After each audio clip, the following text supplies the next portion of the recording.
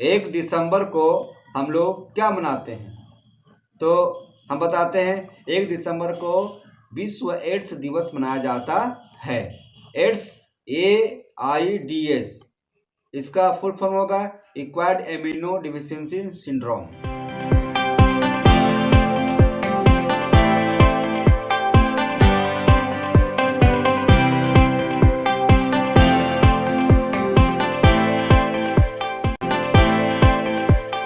है 1988 के बाद से 1 दिसंबर को पूरे विश्व में मनाया जाने लगा है।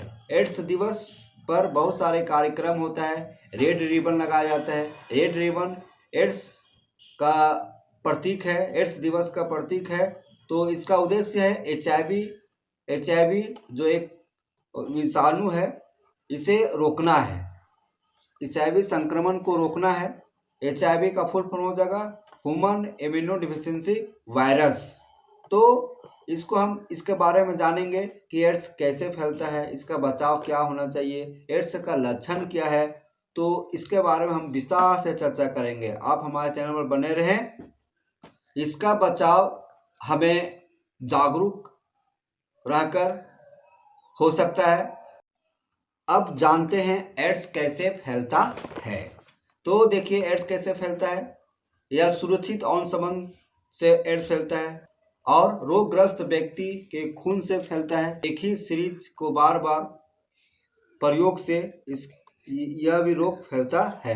मैंने सीरीज को बार बार प्रयोग करेंगे एक व्यक्ति से दूसरे व्यक्ति में, तो इससे भी रोग फैलता है। इसका लक्षण पर बात करते हैं। देखते हैं इस बीमारी का लक्षण क्या है।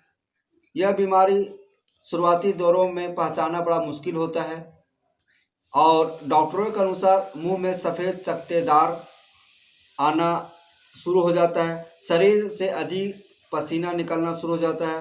बार बार थकान का होना, शिकायत होना, ये हो भी लक्षण है। और अचानक वजन कम होना, इस तरह से कई ऐसे लक्षण हैं जो हमें HIV की ओर संकेत करता है। अतः सावधानी ही इस बीमारी का बचाव है। और इसका इलाज के बारे में जानेंगे।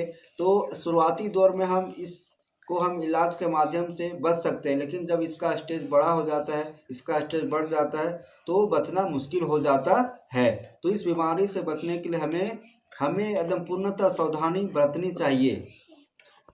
तो 1 दिसंबर को विश्व एड्स दिवस मनाया जाता है। इसकी घोषणा 1988 ईस्वी में हुआ था और इसका पहला जो मामला आया था, एड्स का पहला मामला जो आया था वो 1981 ईस्वी में आया था। हमें असुरक्षित सेक्स संबंध से बचना चाहिए।